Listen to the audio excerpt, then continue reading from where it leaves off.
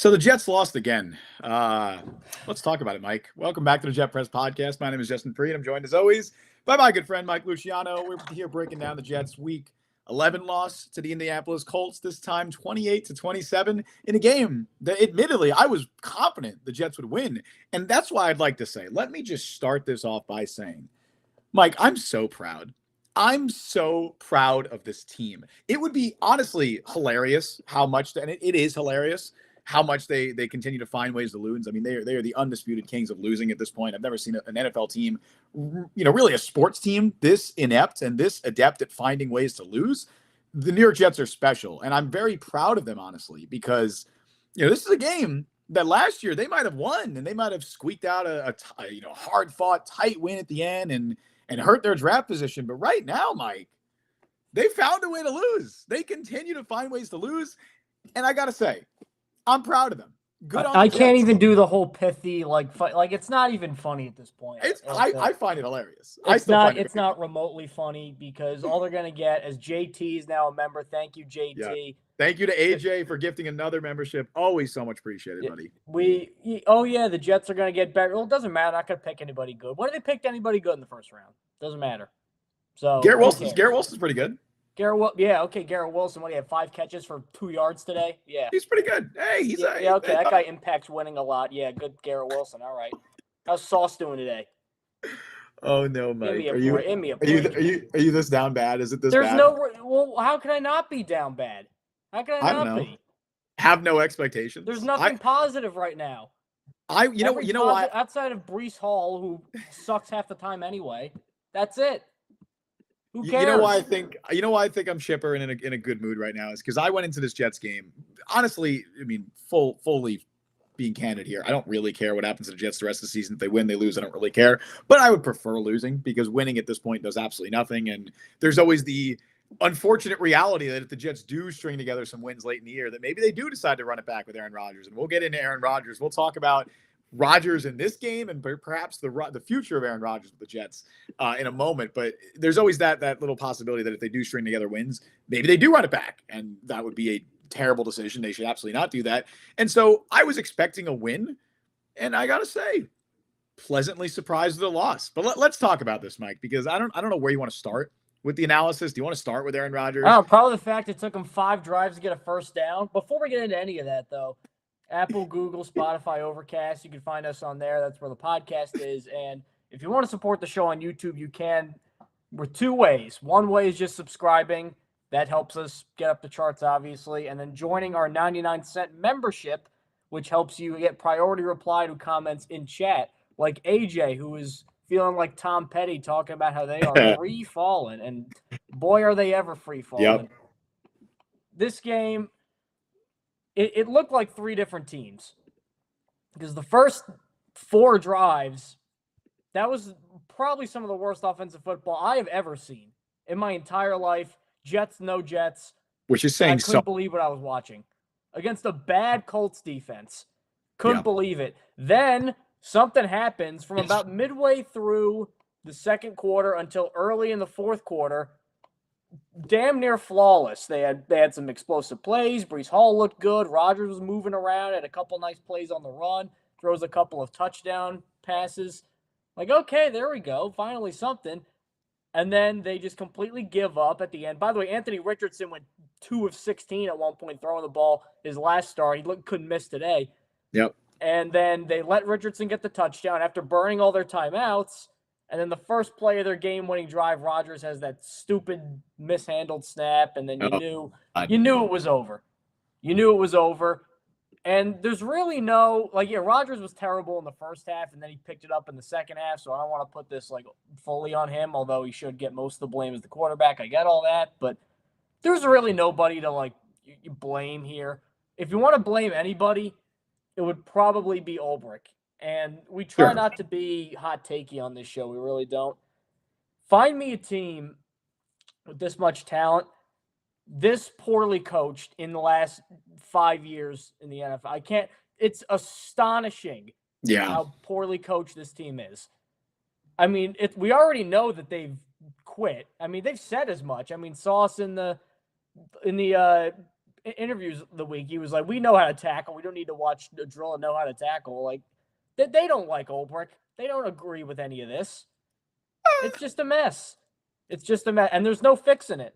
I think the players bring in another rebuild, and then that's not going to work. And then here you go with the Jets. Next one's not going to work. Why do you think it's going to work? Why do you think it's going to work? I don't think it's going to work. Is that a question to me? Okay, I have no faith in the New York Jets, Mike. I think we've learned that over the years. There's no reason to have any confidence and belief in this team, but ultimately you just need to keep swinging on coaches. You need to keep swinging on quarterbacks, and then you just hope eventually it works. I mean, it didn't work for decades with the Lions, and then they eventually found that and it worked. It didn't work for decades with Washington, and then it finally worked for them too. Didn't work for a while with Houston as well. You just have to keep hoping. Maybe the Jets are the exception, and it just literally never works for them. And maybe the Jets missed the playoffs for 50 straight years. I don't know. That could happen. But all we can go off of is what we have right now. I think the players like Jeff Ulbrich. I think that they like him as a person, and that they enjoy him. I don't even think they do at this point. I think they do. I just think this is the result of the entire organization. And I said this in the midweek show. I don't think I've seen an NFL organization, not just players, not coaches, everything. I don't think I've seen an NFL organization as checked out as the current Jets are, because it's the Jaguars, the current Jaguars. I don't know, buddy. It's because they just lost 52-6. At least Shad Khan is there. He's not preparing to join the political world again. Woody Johnson has one foot out the door. He's the guy who's basically running the show, because Joe Douglas has been searching for real estate in the Baltimore area. He's been looking for a new home near his next job for weeks now. So he doesn't care. He hasn't been there. The owner is off flirting with the president-elect of the United States and getting ready for a return to politics. So he doesn't care. The coaching staff all knows that they're going to be fired in the offseason. So they're going through the motions, and they're looking to get their resumes in order and prepare for their next jobs. And the players are either completely checked out, not playing for anyone else except themselves. They're not even doing that anymore.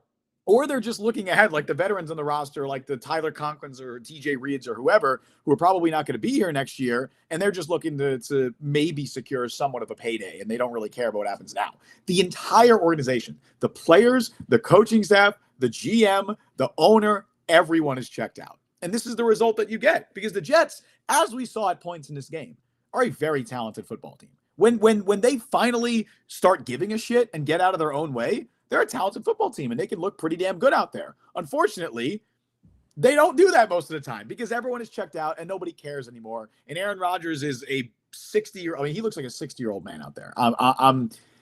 We could get into the Aaron Rodgers stuff if you want right now, because there's been some conflicting stuff over the last couple of weeks about if Rodgers will be back in 2025.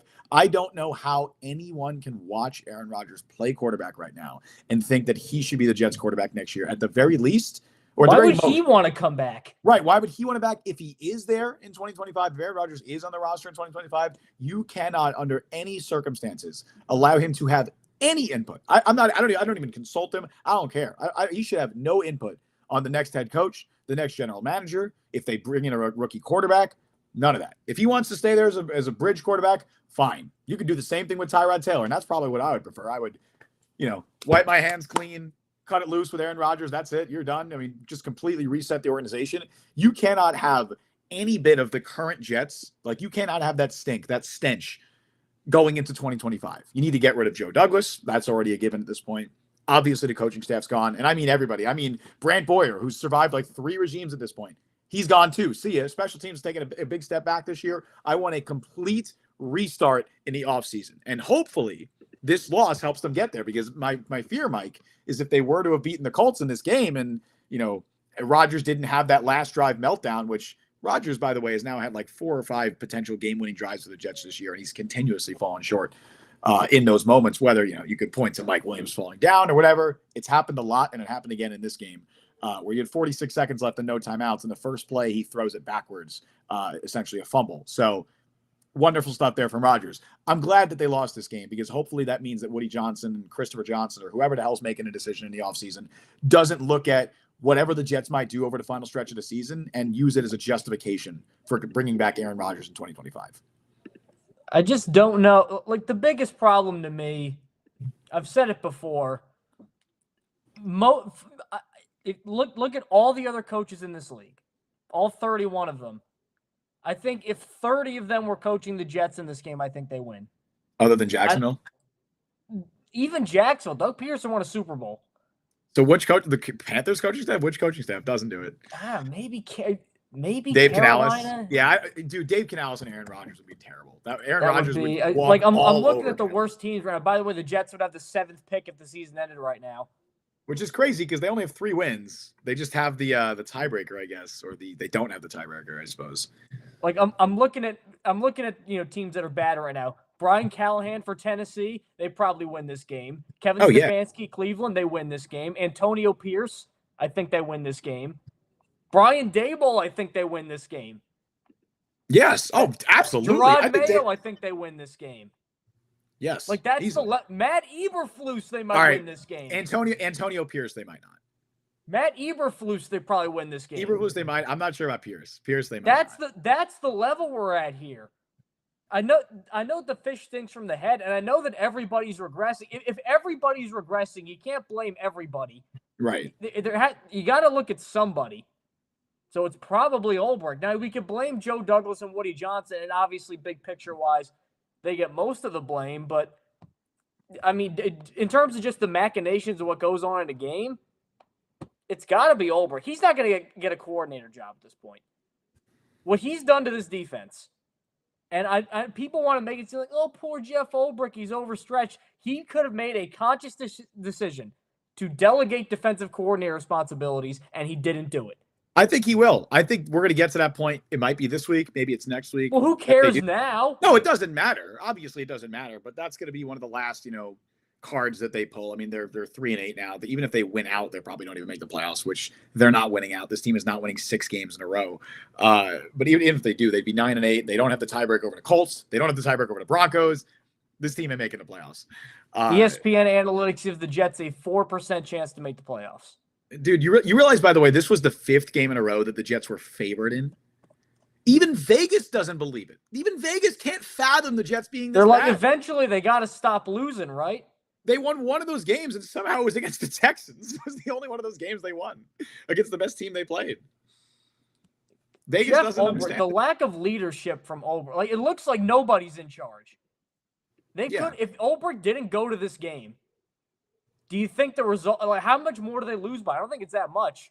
Well, if they didn't have Ulbrich, if they just had players do everything themselves.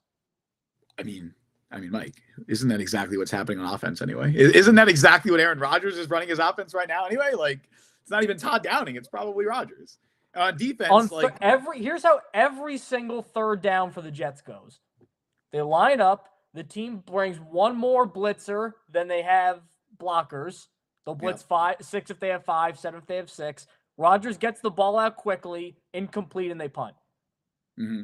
Every single third down, regardless of distance. Yep. And then on defense, they'll get the opposition in third and long situations frequently. They actually did a very good job stopping the run today for the most part, and contained Anthony Richardson on the ground. He actually had some pretty good. Like, I will say, in terms of just like pure velocity of how hard you could throw a ball. I don't know if I've seen something like that before. Oh, it's that throw that hit Pittman in the head. Like that thing almost bounced to the end zone off of Pittman's head. I'm surprised it didn't give him a concussion off that. It's wild how hard he throws. But the Jets, by the way, Mike, Jonathan Taylor ran the ball 24 times and had 57 yards. He averaged 2.4 yards per carry. Anthony Richardson had 32 yards on 10 carries. The run defense was excellent, was fantastic, way better than anyone could have expected. And they still allowed 28 points because Anthony Richardson, a guy who was entering the game averaging or completing 44% of his passes, had 4 touchdowns and 7 picks on the year, went 20 of 30 for 272 yards and a touchdown and didn't and he ran for 2 more. Throw a pick. And then he ran for 2 more touchdowns. He did have the fumble.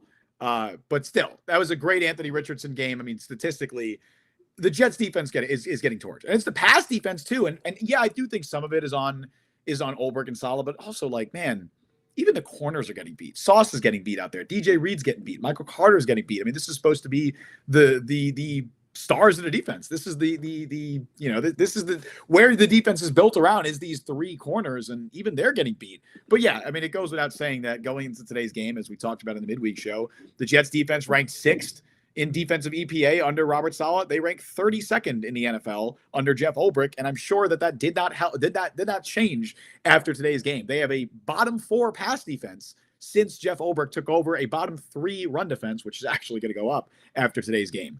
The defense is completely bottomed out under Ulbrich. And that's why I'm so mad at Ulbrich, because it's one thing to regress, but they went from under Saleh, last 3 years under Saleh, EPA had him as the best defense in the league, and now they are the worst defense in the league. That's not a coincidence. That's nobody collectively buying into what Jeff Ulbrich is selling. They bought into what Robert Saleh wanted. They didn't just get worse. Like I get guys like Aaron Rodgers got worse because of injuries and age. You don't, in the course of 2 months, lose football talent. You can lose effort, you can lose desire, you can lose drive, but you don't get schematically outpaced philosophically in 2 months. That maybe happens over the course of years. And you don't just forget, you lose all your talent in the span of 2 months. So who do I put it to? If everybody's quit, well, why did they quit? Because there's no common goal. Why is there no common goal? Because there's no leadership. Why is there no leadership? Because they had one who was leading. We can debate how effectively he was leading. And they fired him. Right. After 2-3 and 3 losses to playoff teams. And now they can't beat anybody. Look, I don't want to make it sound like Robert Saleh is a martyr here because the Jets are not a playoff team with Robert Saleh. Robert Saleh deserved to be fired. They're better, though. They're better, but honestly, Mike, who gives a shit? If the Jets win 8 games with Robert Saleh, are they in a better spot going into next year? I don't think so. So who cares? Like, I mean, I'm with you. We have had this conversation many times. Firing Robert Saleh midseason was absolutely the wrong decision. This is not to say that Robert Saleh should not have been fired and that there was no justification for firing him. And it's also not to say that Robert Saleh did a particularly good job as head coach of the Jets, because he did not. But obviously, very clearly, firing him only made the situation worse because the defense has bottomed out. And you alluded to it. You said it right there. They quit. I mean, the defensive players, they played hard for Saleh. They really liked Saleh. Sure, there were schematic flaws in the defense. And yeah, the run defense wasn't as good as it had been in the past. Even not that it was amazing last year, but it was better than it had been this year, even under Saleh. But ultimately, the defense or the players were still playing for him. Regardless, though, it doesn't matter. Like, this team is not good enough. The Jets were not making the playoffs with Robert Saleh. The Jets were not making the playoffs with this coaching staff, with this current regime. And at this point, all you can do is look ahead to the future. All you can do is look ahead to 2025 and see what is going to be the plan going into next year. I hope it's not Aaron Rodgers. You just need to figure out the quarterback situation. Well, you need to figure out everything. You need to get a new quarterback in here, a new general manager, and a new head coach. Whatever happens for the remainder of the season, it really only matters for draft position and evaluating the guys in your team. But it's so hard to even evaluate the players. Yeah, how do I evaluate from the guys at the end of the roster? Like, it's one thing to evaluate Fashanu, who got beat a lot today, Malachi Corley, the young guys. Like, how do I evaluate Sauce Gardner, who went from an all-pro to, I would say, by his standards, a poor season? Yeah. How do I evaluate the Williams brothers, who aren't as good as they were last year? All you can do is evaluate them based on what they have done in the past. That's realistically all you can do. You can look at Sauce Gardner. That doesn't even matter for evaluation purposes, because you're not evaluating. Certain guys. I mean, for certain guys, for a guy like Olu Fashanu, obviously this is the only evaluation you have, so it does matter. But yeah, for someone like Sauce Gardner, I don't think, and I know Jets fans are pissed right now. Jets fans, with Sauce Gardner, it's so obvious when he messes up that it makes him a very frequent target. But Sauce Gardner is still, we've had this discussion before. I think he's still one of the best cornerbacks in the NFL, even if he's obviously had a down year by his standards. What you could do is evaluate him based on the previous 2 seasons and understand that he has some weaknesses in his game, because if the elite coverage isn't there, which it hasn't been this year, it's been good still. I mean, he entered today ranked top 10 in fewest catches allowed, despite playing more snaps than almost any corner in the NFL. He is still having a very good season by coverage metrics.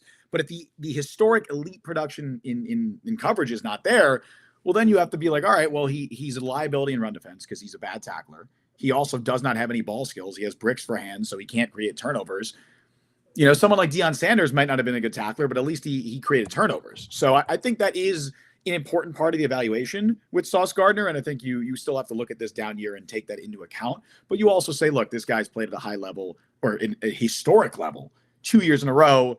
We're not going to hold this year against them as much. Just like someone like Quincy Williams. Well, I'd say Quincy Williams is a more difficult evaluation because he has been good this year, but you've seen, I think, more flashes of the old Quincy Williams than you had in the past.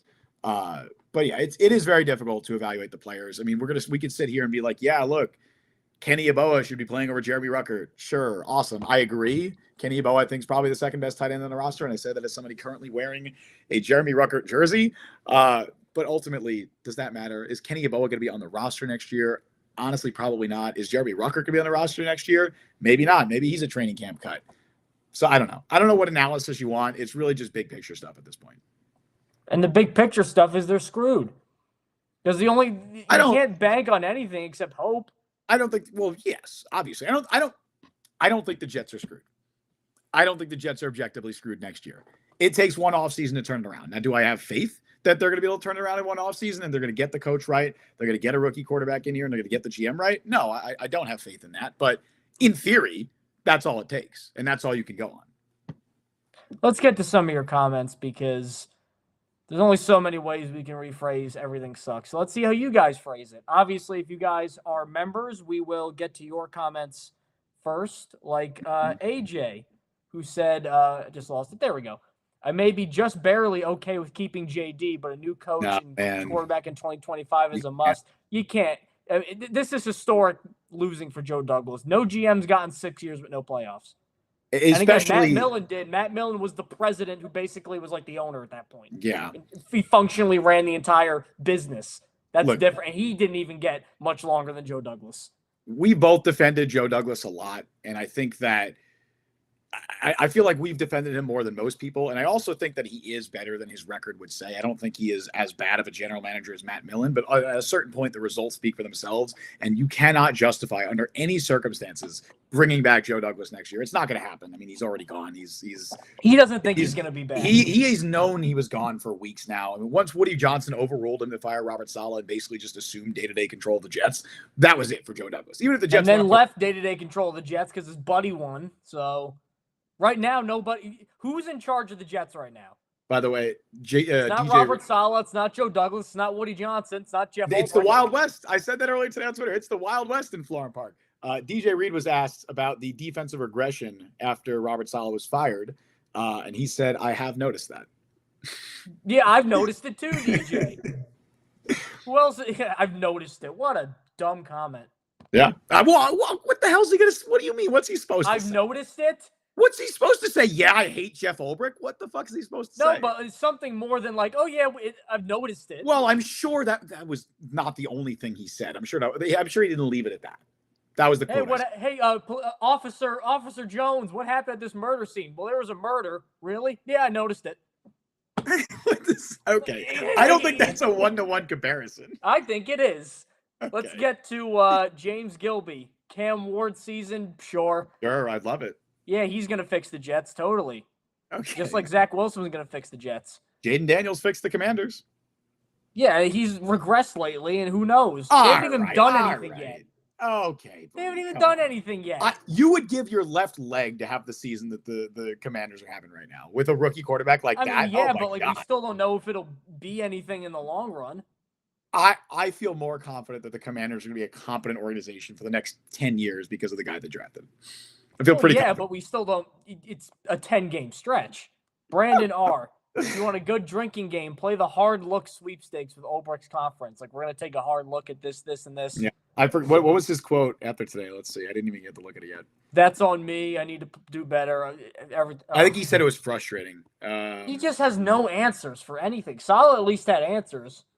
Didn't like him, but did he have answers? I feel like more tangible than this. Yeah, this guy didn't say anything. It's just Charlie Brown adult speak. Auteur, 35 straight under 300 for Rodgers now. At least he's setting personal records. I will say I hate that thing. Yeah. I hate that. Didn't he throw for like 298 this year? He's thrown for 294 this year, and then his last year in Green Bay he threw for 290, I believe, multiple times. So who gives a shit? Rodgers is bad, but irrelevant at that stat. I hate that stat. But it is a funny stat, I guess, to put out there and just, say. The stat that we should talk about, which you mentioned at the beginning, Mike, was that the Jets did not pick up a first down for their first 5 drives of this game, which is the first time the Jets have done that in a game since 2005. 2005. Think of all the awful, horrific quarterbacks that have played for this Jets team since 2005. Tim Boyle. From Tim Boyle to Luke Falk to Bryce Petty, none of them did it. Aaron Rodgers did it. How ridiculous is that, man? I'm just like, and I don't even get I'm supposed to believe Shadur Sanders is going to fix everything. I don't get worked up about this team anymore because I don't care. But then I see a stat like that, and it's like every week we see a new stat where it's like, yep, this is the worst Jets offense in 20 years. And I'm like, how the fuck is that possible? How could that even be possible? Common sense. Bills fan here. The Jets are in trouble for the next 10 years because of the Aaron Rodgers. They're in trouble for the next 10 years because they're the Jets. They're in trouble for the next 2 or 3. I mean, realistically, the Rodgers thing doesn't set them back 10 years. Even like the Deshaun Watson trade isn't going to set the Browns back 10 years. 10 years sets them back a while, but not 10 It sets them back a while. 10 years is crazy. But yeah, I mean, it sets them back a few years for sure because it's been an unmitigated disaster. Let's go move on. Auteur, Ben Johnson and Hendon Hooker for a second. That is a horrible trade. Hendon Hooker for a second round pick. Let's Ben Johnson. Ben Johnson moves me, Mike. Ben Johnson moves me because Johnson's not coming here if he's gonna have his choices. He's not joining the Jets. So if you trade him. Let's look at all right. So who's already fired their coach? New Orleans and it's about to be the Jets and then about to be Jacksonville today. The Jets and Jacksonville. Peterson's literally getting the fired. Bears are going to fire their coach, so that'd be probably 4. Browns might move on from Stefanski. Raiders are going to move on from Pierce. Pierce of 5. I would not rule out the Panthers moving on from Canales, which is crazy. They're keeping. They gave him a 6-year deal. It's a 6-year deal. It was a 6-year. I didn't know it was a 6-year contract. Okay, never mind. Yeah. Oh, Dallas is moving on from McCarthy. So that's 6. If the Bengals don't make the playoffs, they could move on from Zach Taylor. Let's just call it 6, just for the sake of argument. 6. I think it's gonna be more than 6, but let's just say for the sake of this argument, of those 6, I think the Jets are the least attractive spot out of all of them. Jacksonville, you get a quarterback locked in, and you get skill position pieces. New Orleans. New Orleans probably the worst. New Orleans, but again, New Orleans, you have not you're in unbelievable cap hell, and you have nothing to work with. That is but at least I think you have the roster's better than the Jets right now. I don't think it is. I don't think it is at all. And you can't keep the guys that are good. I don't think that's true. I'm saying the Jets, all these guys are going to leave. Then it will be worse. New Orleans will keep some of these guys. The young guys aren't leaving. You still have Carr. New Orleans, I believe. I don't think you're going to have Carr. I think Carr is gone. And what young talent are you building? There's too much guarantees, I think, with Carr. So what young talent are you building around New Orleans right now? Well, I still think you're in a better spot there. I don't think the Jets. You have Sauce Gardner, Garrett Wilson, Breece Hall, Quincy Williams, Elijah Vera Tucker. Where does that get me? Potentially Olafosh. Better than New Orleans. I'm not saying you're in a great spot. I'm saying it's better than New Orleans. Well, the pieces you just listed are all guys who are regressing. But they're still better than any young talent you got in New Orleans. What young? You have not given me a counter argument for why New Orleans is better. I don't think they're clearly because you're gonna have a quarterback. You're gonna have a more competent GM. You don't. Derek Carr. You want to sign up for Derek Carr? The Jets are gonna start Jalen Milroe. I would much rather have that. At least you have a ceiling there. You have an upside with a rookie quarterback that you get to pick. Milroe got benched last year. You get to pick a rookie quarterback, Mike. You like Jalen Milroe. What are you even saying? You like Jalen Milroe. Oh, yeah, I like him more than yours, who I also don't like. This quarterback class is terrible. There's two Okay. quarterbacks in this class. Look, I know the Jets There's suck. two quarterbacks in this class, Cam Ward and Shadur Sanders, and the Jets probably aren't going to be in a position, because right now there's 7. Giants, Raiders, probably Browns. They're all going to probably need quarterbacks. So if the Jets do this whole rebuild thing, I know you're saying, like, for draft position and all that. Yeah. It's a weak class, and they still might not get the top 2 guys who are What does that have to worth it. What does that have to do? What are the Saints' best assets right now? Like, legitimately, I think we're losing the forest through the trees here with the new. I am arguing that point, that the Jets are not the least attractive destination. You want to say the second least attractive destination? Cool, man. Who are you building around New Orleans right now? Eric McCoy, is that your building block, your center? Nathan Shepard's there. He's okay, I guess. Tyrann Mathieu, 50 years old. Chase Young's on his 3rd team. Cool. And yet, they are more successful this year. I don't give a shit. Are they, though? They have 3 wins. They just won today. Oh, they won today? Cool. Good for them. They're going to get a worse pick then. Sucks for them. William Byrne, Joe Douglas has destroyed the franchise. No one person has destroyed the franchise. No, the Jets have destroyed it. It's never been built. You can't destroy something that isn't built. The Jets have destroyed themselves. Yeah. AJ, Freeman, when they fired Saleh. I was going to say we changed AJ's mind. He said, we did change AJ's mind? He said they must get rid of JD too. Okay. Gregory Freeman, when they fired Saleh, they fired the best coach in the building. And I don't think that's true. Also, wouldn't be saying much, but I still don't think that's true. I would argue Tony Oden is probably better at what he does. Because the corners are playing so well. They've been the best quarterback trio in the NFL for 3 years, Mike. I don't know what the fuck you want them to do. Well, they're not playing well now. So everyone sucks now. Because of losing Saleh, I would argue. But if we're going to actually sit here and try and analyze, we can't just offer the analysis of everything sucks, because what is that? Well, it's the truth. But if we're saying so you think Saleh was the best coach on that team? You think Saleh was the best coach in that staff? You think Saleh as a head coach, you think Robert Saleh was better as a head coach than every other coach in that staff was better at their job? In terms of like the context of what he had to do and what he brought, like I'm weighing it more because as a head coach, you have more to do than as a cornerbacks coach. Sure, he had to be a head coach, and he failed miserably at that. Yeah, but he at least was able to A, cook up a defense, and B, keep everything together so it didn't all fall apart, and C, get effort out of guys. He didn't keep shit together, dude. This Jets team would miserably... Then what is this? This is worse. It can get worse. Robert Saleh wasn't the worst coach that's ever existed, but he was bad. Look, I have been a Robert Saleh defender for a long time, as you know. We are not going to put on the green and white colored glasses and look at Robert Saleh's tenure and say that he got scapegoated. I mean, I think he didn't deserve to, or I don't think him getting fired made the situation better. For this year specifically, you could argue that, though. Sure, but in the totality of his tenure, no. And also, they had just lost a terrible game to the Broncos, who... I don't care if they're a 500 team right now. The Jets had no excuse losing that game and doing as bad as they did. I mean, they put up 10 points against a defense that, they just allowed like 41 points a couple weeks ago, that Broncos defense. Like, the Jets looked Ravens, bad. But yeah. The Jets looked bad under Robert Saleh. They did not look good. They were 2-3. They did not look good. They entered the year with Super Bowl expectations with a roster that we believed to be one of the most talented the team has ever had, which maybe was a bit overhyped, but it's still a very talented roster. You cannot argue that Robert Saleh was the best coach on that staff. You just can't. Well, then who is? I just gave you some names. I think Tony Oden's better at his job than Robert Saleh. Tony Oden is absolutely a better defensive backs coach than Robert Saleh is a head coach. I don't think you could argue that. Brent Boyer is a better special teams coordinator than Robert Saleh is a head coach. Then why are both their units sucking right now? Because everything sucks, Mike. It all sucks.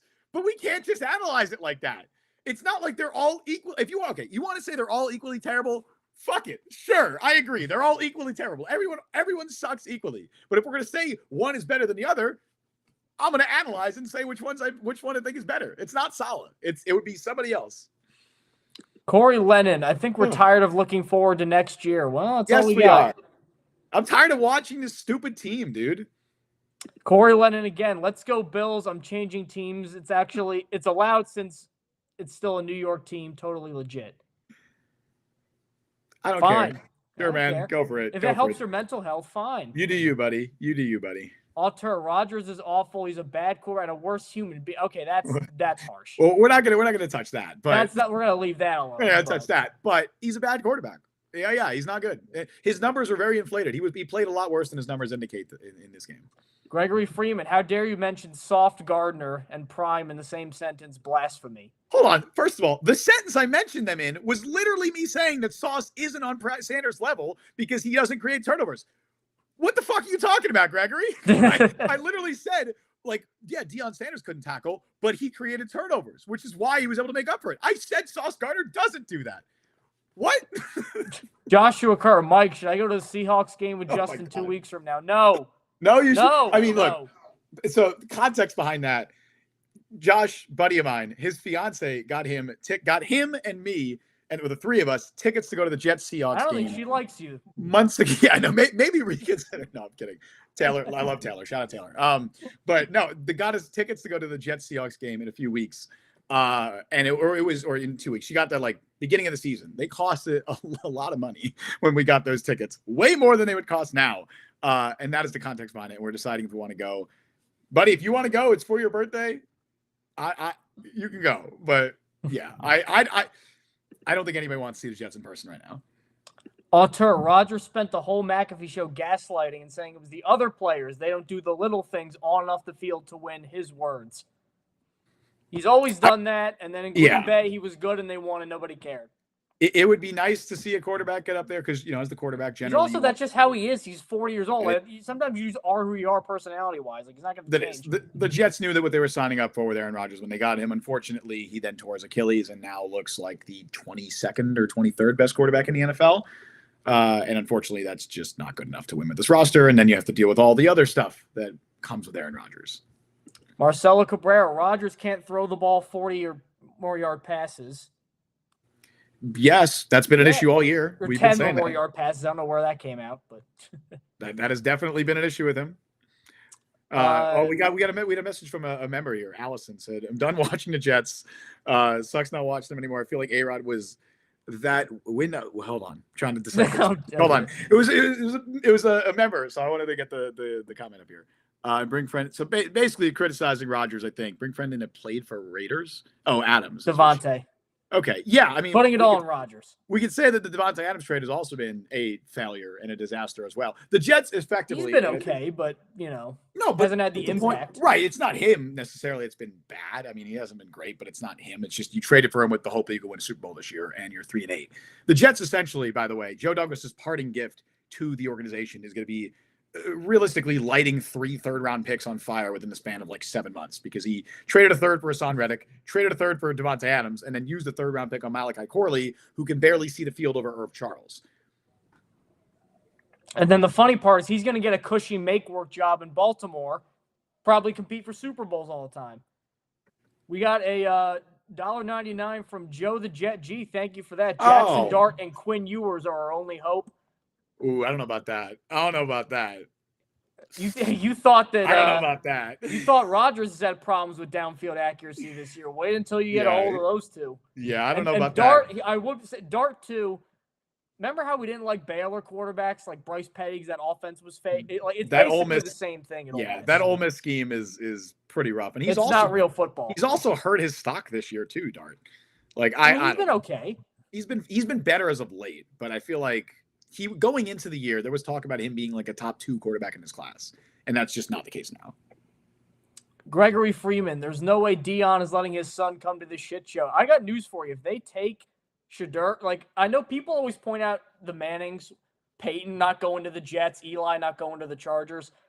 After Eli did that whole thing, they basically made it impossible for rookies to do that again because of the structure and how if you get picked, you pretty much are gonna go. Look what happened this year with Reddick, and now Reddick at least had the leverage of I'm an All-Pro player. You think Shedeur is gonna have that same if the Jets take him? He hasn't done anything yet. Also, if the Jets take Shedeur, he's gonna play for him. Also, most teams picking that high also suck. Does you think he'd rather go to the Giants or whoever right now? The Giants are also bad. Let's look at the top 10. And let's look at teams who could feasibly need quarterbacks. Right. Jacksonville's not taking one. Tennessee, Cleveland, Las Vegas, the Giants, Carolina. You think Cleveland takes a quarterback? I don't think they do, but I think there's a non-zero chance they do. All right, I'm with you on that. Are any of them better than the Jets, or conceivably so? I think the Patriots have a better rep. But they're not taking quarterback. They're not taking quarterback. Yeah, I was looking at the order. The Raiders have a terrible rep. Jags aren't taking a quarterback. Giants, no. Titans. You think Deion wants to send him to Nashville? I think he wants to play in Nashville. I don't know about that. Realistically, go to the Raiders. I don't know. No, that would be crazy. I could see the Raiders make sense. Deion played for the Raiders. No, am I being crazy by saying that? No, he didn't. He did not. No, he played for the Cowboys. 5 teams, not the Raiders. It was the Cowboys. Oh, the Niners is what I was thinking, right? He played for the Niners. That was like a 1-year mercenary deal, and he won a Super Bowl. He never played at all for the Raiders? That's right. Nope, he came back for the Ravens, I remember, when he was like 40. That might be Lane Brandon, the energy under Saleh was better, yes. And that's a thing where, like, again, we don't think Saleh's a great coach, but if you want to just completely, like, if you want to put it on something, the firing of Saleh tangibly had a negative impact for the worse. And there's no way you could argue against that. Of course. So that's why, like, I know that we're talking, this year was pretty much cooked when they did that and draft position, all that, but so many of their losses were winnable games. Outside of Arizona, where they didn't show up, they've been in so many of these games.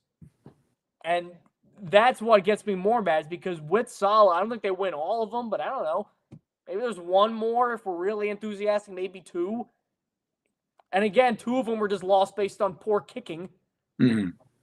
Anders Carlson looks good, by the way. He does, but by the way, I've said I had a weirdly good feeling about Anders Carlson, so hoping he ends up. Brother's good. He would follow the same trajectory as his brother Daniel, who was drafted by the Vikings, was absolutely garbage, and then got cut after a year, and then became one of the best kickers in the league of the Raiders.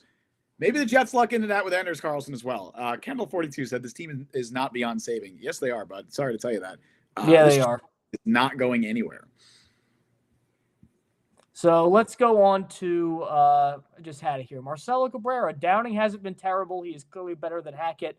Not saying much. He is. A chipmunk with a headset could have been better than that. He's bad, but Hackett was just all-time bad, so it looks better by comparison. It doesn't even matter. Like, I'm not going to evaluate the coaching staff because they're all gone, so I don't care. If Todd Downing could be the best play caller in the NFL for the next 6-7 weeks, and it doesn't matter. He's gone anyway. Brian Sternbeck, Garrett Wilson at 18 yards on 8 targets against a horrible pass defense. Yeah.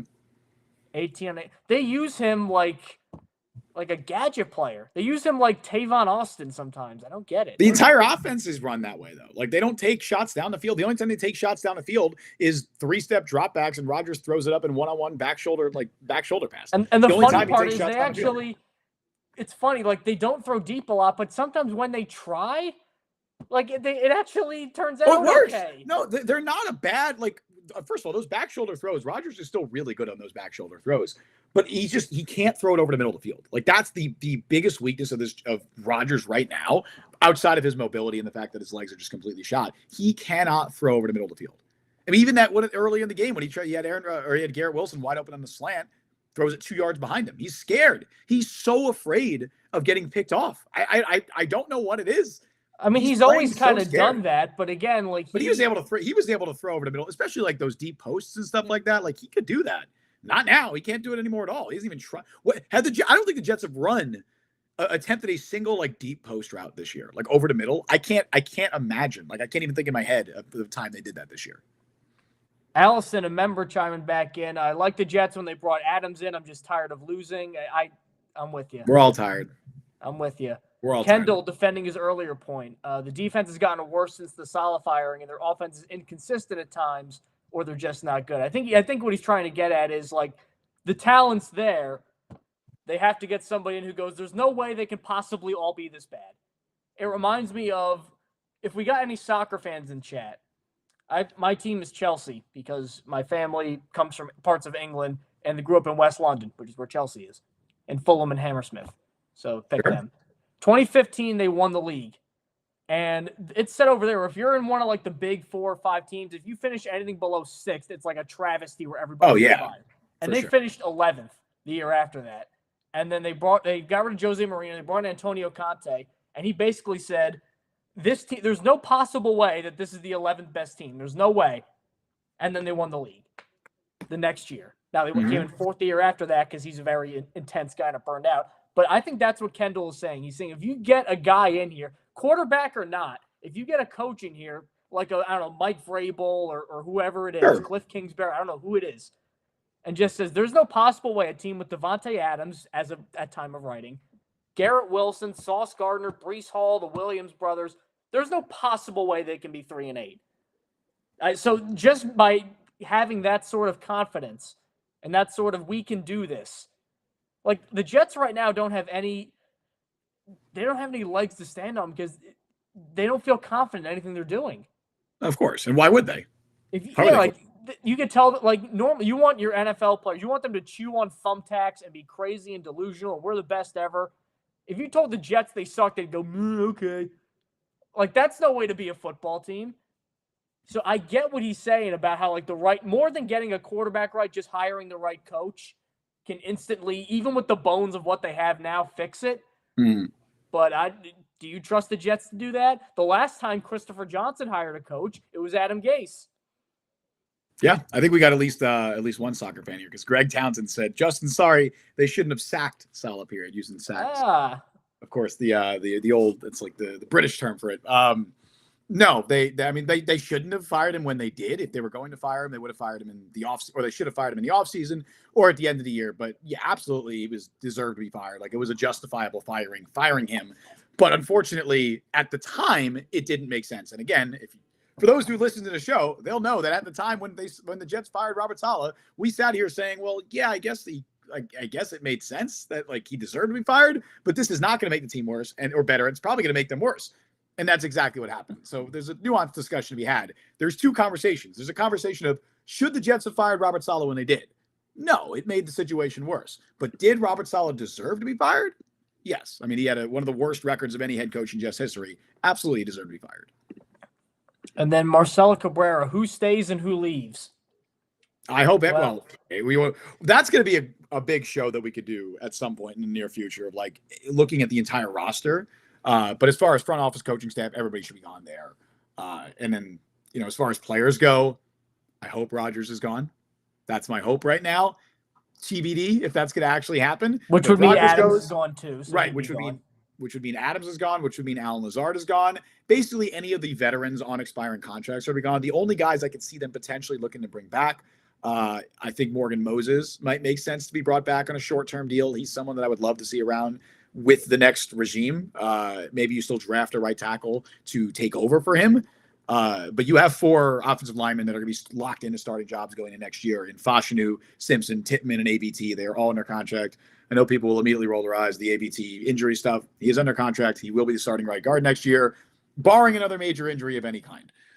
Really, right tackle is the only thing that you don't have locked down. I could see them bringing back Morgan Moses. I could see them bringing back maybe Tyler Conklin. I would still like to see them make an addition at tight end, but Conklin maybe. I don't think DJ Reed's back. CJ Mosley might be cut. I don't know if they actually can move on from him. I think they'd have to make him a post-June 1st cut to move on from that because they just restructured him.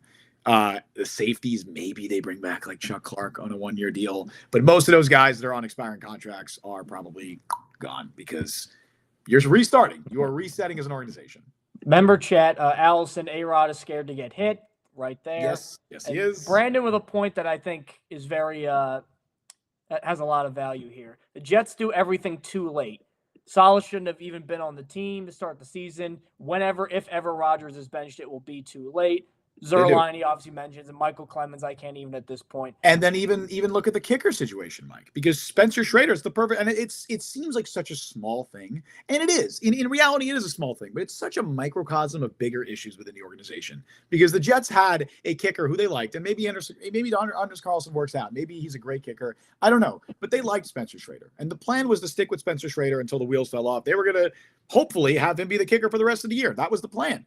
But they didn't promote him to the 53-man roster. They still had him on the practice squad. The expectation was that, hey, no team's going to sign him. We'll just elevate him this week, and it'll be fine, and then we'll sign him after another week. That was going to be the plan. They dragged their feet on that, and the Chiefs came calling, and then they signed him. And then the Jets were like, oh, well, they offered him a spot in the 53 afterwards, but it was too late. They waited too long. They dragged their feet. And that's what happens when you have a GM who's checked out, who's not even working anymore, and an owner who's not paying attention because he has he's halfway out because he's looking to, see what flat he's going to be. He's looking to see which manager should get sacked in the EPL is what he's doing. Pretty much.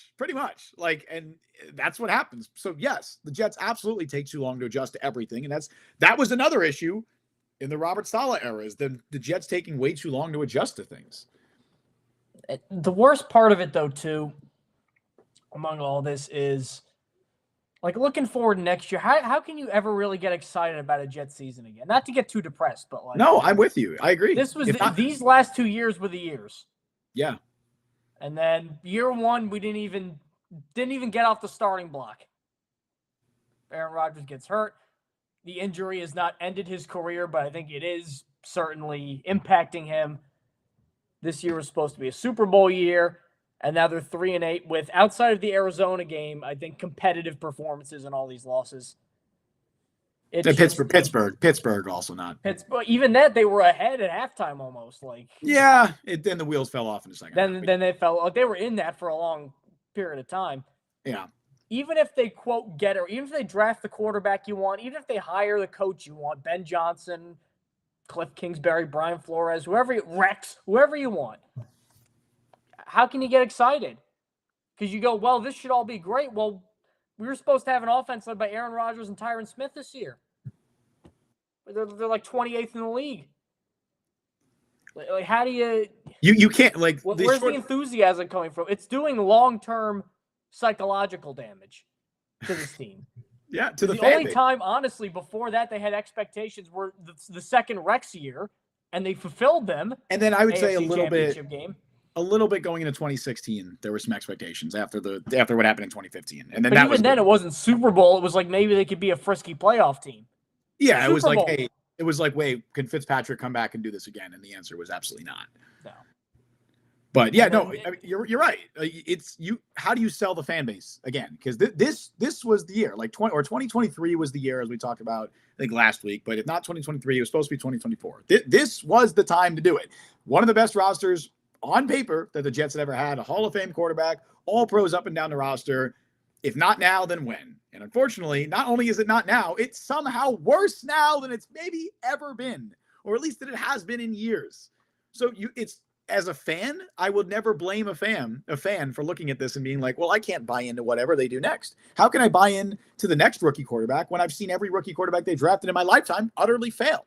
How can I buy into this next GM when I just saw Joe Douglas, who was supposed to be better than John Idzik and Mike McCagnon, who are two of the worst GMs in Jets history? How can I buy in when I just saw Joe Douglas have a worse record than both of them, despite getting more games than both of them combined? And picking better and drafting better. He drafted better, and he's still worse. Like, it makes how you can question I your buy grip in? on reality here. As a fan, I don't blame anybody for not being able to buy in. All I can do, because I am obviously a Jets fan, all I can do is look at this and analyze it. And because it is literally my job to analyze it. And so I have to look at it from an analytical perspective. And I say, the Detroit Lions were in a very similar situation, and they eventually got their way out. The Commanders were in a very similar situation. They eventually found the right head coach, or at least the right quarterback. We know Jaden Daniels looks to be the right quarterback right now. All you can do as the Jets is you keep swinging. You keep swinging on rookie quarterbacks until you hit. You keep swinging on regimes, on coaches, on general managers until you find one that works. That's all you could do. We were hoping, and I think a lot of us talked ourselves into Joe Douglas and Robert Saleh being that regime that would work. Unfortunately, as we see now, not only was it not a regime that worked, it's going to go down as one of the least successful regimes in Jets history, which is saying a lot for one of the least successful franchises in NFL history. And with that, I think we're going to call it on the Jet Press podcast. Yeah. Some optimism for Marcelo. It only takes one QB to make it work. That's all it takes, Mike. It just takes one. Yeah. When was the last time? I know it takes one quarterback to work. Franchises have been bad before. I've seen franchises hit on quarterbacks. The last quarterback the Jets had for a sustained period of time that was above league average, I would argue, is Ken O'Brien, because of how often Pennington got hurt. For a long period of time, you said? Yeah, like 6 or 7 years. Oh, well, then yes. Average to above average play. For sure. Because they've had years here and there, like Fitzpatrick in 2015. Weirdly, McCown. But that was a McCown in 2017. Yeah, McCown in 2017 was solid. But 4-12, okay. They didn't go forward. They went 4-12 with McCown. No, they didn't. They won 5-11. I don't know. Like they were 3-3. They were 3-3 at a point with McCown. I thought they won like 6-7 games. But anyway, but besides the point, yes. But you know what it is, Mike? It's the meme. You know, the meme where the guy's like mining. It's not even really a meme, but it's the guy where the guy's mining or whatever, and then he stops like an inch before he hits the diamonds. He stops an inch before the diamonds. Mike, that could be us right now. We could be an inch away. Shush. Hold on, listen. We could be an inch away from the diamonds right now, and we don't even know it. Are they likely? No, probably not. Almost definitely not. They might not even be halfway to finding those diamonds. There's cubic zirconia. For all we know, Mike, the diamonds might not exist, but we don't know. And it's that lack of knowledge, the unknown, that keeps us coming back. Because as much as we sit here and say how much we hate this team, because we do, and as much as I'll sit here and say how much I don't care about this team, because right now I don't. If they draft a rookie quarterback in March, or in April, they draft a rookie quarterback and they bring in Aaron Glenn and they bring in, a GM from a good organization, I will talk myself into why that regime could work. I think I will approach it with a little bit more hesitancy this time, and I'll be a little more guarded. I will have my guard up.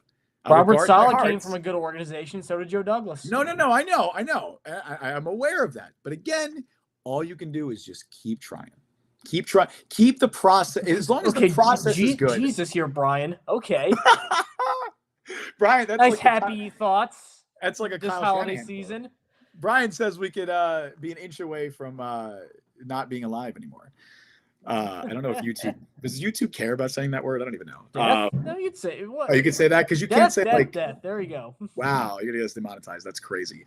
But yeah, no. I mean, Brian, you could be right as well. That's the Kyle Shanahan quote, where it's like, I don't know what's gonna happen tomorrow. We might all die, and we might. Who knows? We don't know, but we just got to. We've reached the existential portion of the stream now, and I think that's what a lot you of. You had all this optimism, and then you say that like. Was there? I mean, yeah, I guess I feel like a lot of Jets fans have reached the existential point of their Jets fandom now, where it's just it's the Simpsons, where Krusty fakes his death, but Bart thinks he's dead, and then Marge's like, Homer, go and console Bart. And he goes, don't worry, Bart. People die all the time. You could be dead tomorrow. And then he just stares down for 5 seconds and goes, good night. Homer, the picturesque father figure. But yeah, man, I feel like a lot of Jets fans have reached that existential portion where it's not even sadness. It's not even like anger. It's just, why am I a fan of this team? And the only reason I could give you, the only solace I could provide is that we don't know what's going to happen next. For all we know, it could be worse. And wouldn't that be hilarious? Wouldn't it be worse? Wouldn't it be so funny if the Jets went 0-17 next year with a rookie quarterback? No. It could happen. No, it wouldn't. And because we don't know, we're going to keep tuning in to see what happens. And I don't know if that's even optimism. I don't know if that provides relief to anybody, but that's what gets me up to continue watching this team, aside from FanSided paying me money. That also helps. Last comment before we sign off, Brandon. I see Chris going to get Dion and Shedeur, and I have chills up my spine. Hey, you know what they've done? They've won. Dude. Oh my God. Could you imagine though, going from Aaron Rodgers and the media circus with Aaron Rodgers to Deion Sanders and Shedeur Sanders? At this point, man, fuck it. Like, I don't even care. Do whatever you want. I will give Deion credit. Everywhere he's gone, he's won. And you know what? I'd rather that. Colorado had 1 win 2 years ago. Now they have 8. Now they're a top 15 team in the country, I think. I can assure you players would like to play with Deion Sanders. Absolutely. I would so much rather, and I'm not saying Deion Sanders is my top choice because it's not, because we just went through an entire 3 years, 2 years, whatever this has been, of complaining about nepotism with our quarterback. I do not want our quarterback's dad to be the head coach. But I will say, though, imagine Sauce Gardner getting coached by Deion Sanders. That'd be pretty great. Although Deion would not be able to teach him how to tackle. I will say that. Deion can maybe teach him how to catch. Yeah, Deion never tackled anyway. It worked out for him. Why not? Well, he would have to teach him how to create turnovers. But that would be great. That would be great. To do, probably. That would be great. I'd rather that than Matt Nagy or Mike McCarthy or Rex Ryan. So we'll say that. It's going to be somebody totally out of nowhere. I can just feel it. Condoleezza Rice for head coach. It's going to be like a David Culley thing. They're gonna who would be the funniest, like, you know, when the Browns were interviewing Condoleezza Rice. What if the Jets just were like, yeah, let's make Dr. Phil our head coach? Okay. That sounds like what do you call it? Like an improv thing where it's like, what if? You're right. I think it'd go a little something like this. What if Dr. Phil was the head coach of the New York Jets? Like, just taking improv suggestions. Would they call him Coach Phil? Or Coach Thank you for tuning into the Jet Press podcast, Justin. Before we get too off the rails here, final words. I think maybe they call him Coach McGraw. His last name is McGraw. Did you know that? Yes. Did you really? Yeah. That does seem like it. You know, and why would I question your random obscure? He's Dr. Phil.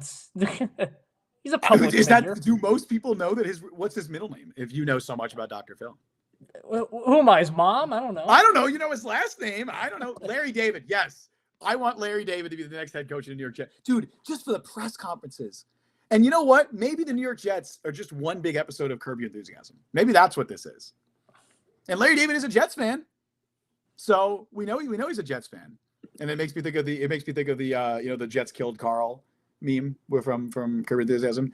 You don't know that, but you know Dr. Phil's last name. I haven't watched it enough to like know the memes. Anyway, it's a great episode. You should watch it. Anybody who's not watched it should definitely watch that episode. Anyway, until next time, thank you all for joining us on the show today. You can follow Mike on Twitter at @ByMikeLuciano. Follow me on Twitter, Justin C. Freed. Follow Jet Press and Jet Press. Download the Jet Press podcast wherever you get your podcasts. Check us out on YouTube. Subscribe, hit that notification bell, as well as join our membership. We did get one new member today. Thank you to AJ for donating that membership.